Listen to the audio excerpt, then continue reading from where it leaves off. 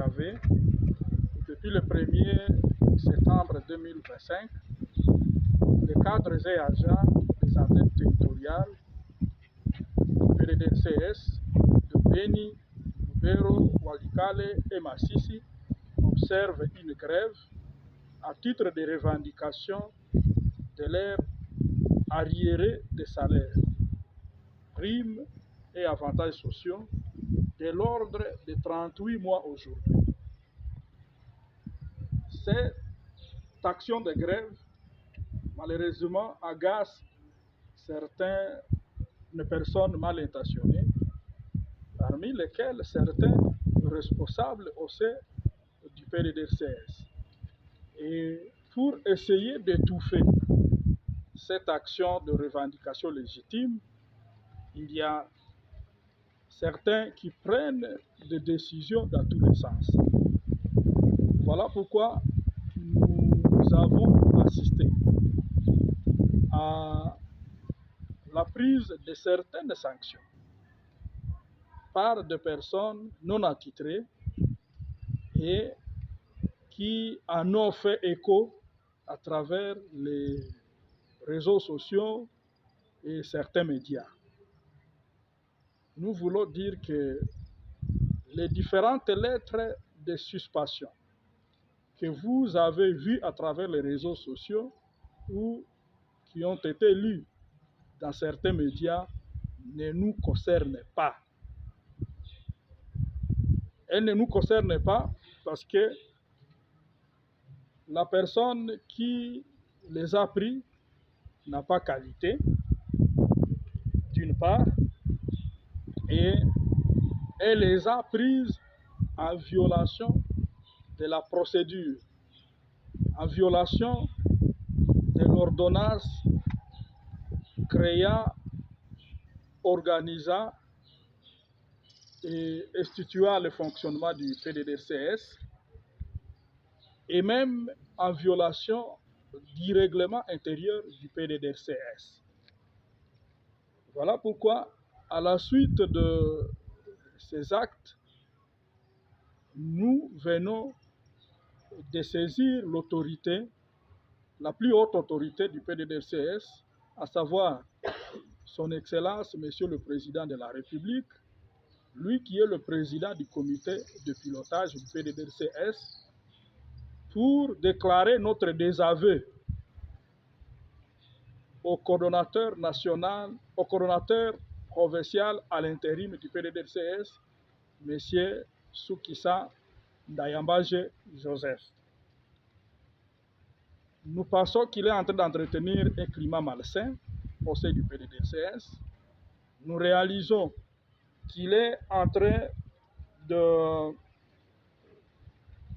d'œuvrer à faveur de la division du personnel du PDDRCS et des communautés dans lesquelles doit se réaliser le PDDRCS à la base, et cela en sabotant de manière flagrante les efforts de pacification du président de la République et aussi en déshonorant le président du comité de pilotage qui est son Excellence Félix Antoine Tshisekedi Tshilombo, le président de la République et donc président du comité de pilotage.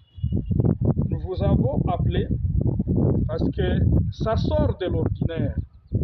Ça sort de l'ordinaire qu'une autorité hiérarchique prenne la mesure administrative ou ce qu'elle pourra considérer de disciplinaire et en même temps elle saisit l'auditorat militaire pour arrêter ses agents. Nous avons appris que 7 d'entre nous sont suspendus pour être notifiés leurs lettres de suspension, lettres prises en violation de la procédure. M. Soukissa a utilisé le tribunal de paix où il a recouru au huissier, judiciaire pour signifier à ses propres cadres et agents les mesures qu'il les a des mesures qu'il a prises contre eux. Il ne s'est pas arrêté là. Ici, nous avons des mandats de comparution de l'auditorat militaire pour le même fait pour lequel il a pris des mesures. Tantôt, il dit c'est une mesure de suspension, c'est une mesure disciplinaire. Tantôt, il demande aux personnes contre lesquelles il a pris ces décisions de fournir les éléments de réponse. Donc,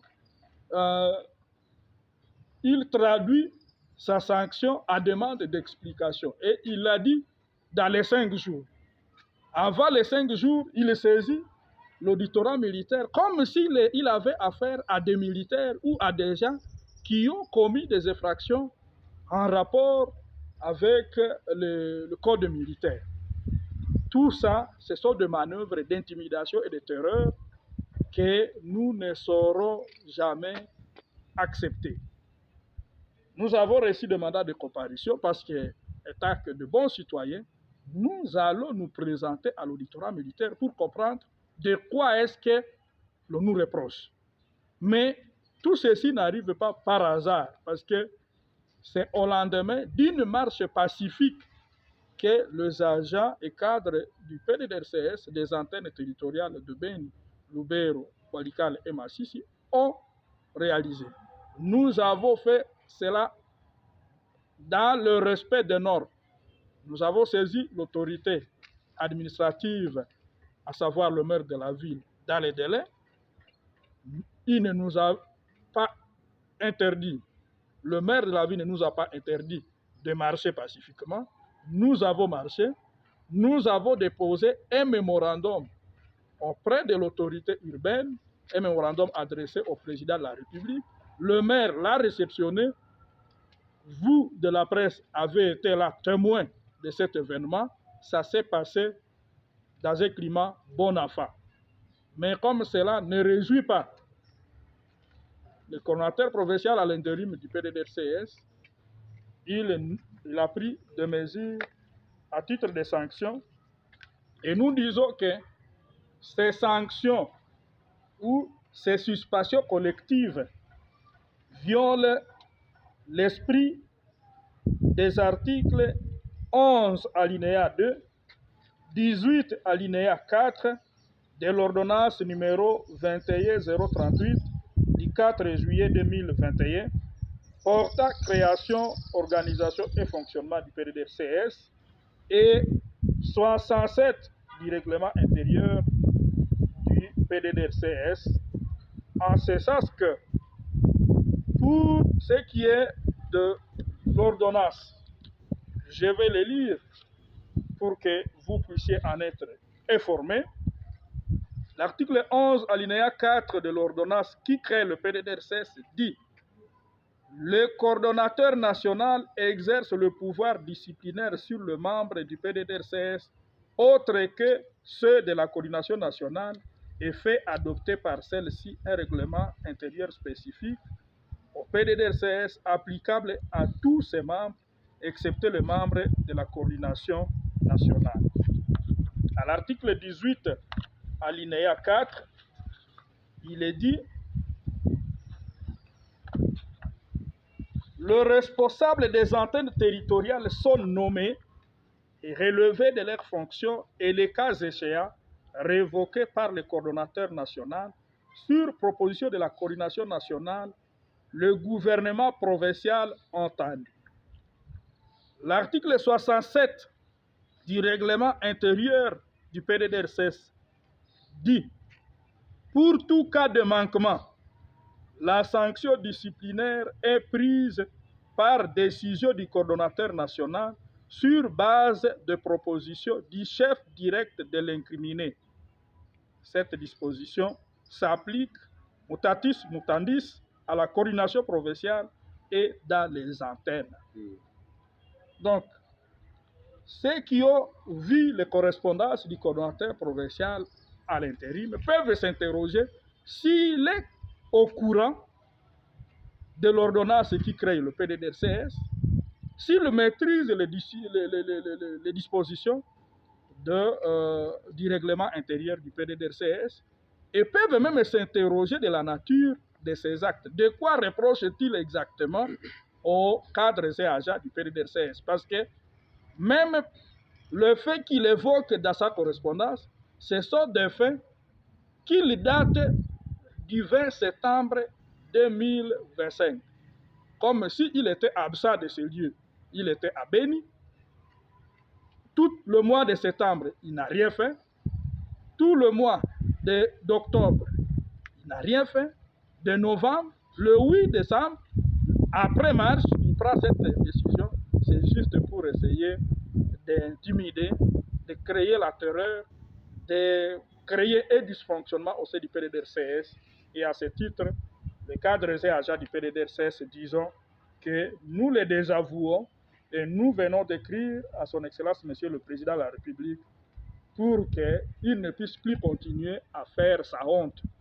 Parce que nous voulons un PDDRCS qui répond à ses attentes, qui répond à sa vision et qui répond aux attentes de la population. Et ce n'est pas avec des gens comme lui que cela peut se faire. Voilà donc l'essence de notre communication. Nous restons disposés pour prendre certaines de vos questions, si vous les avez.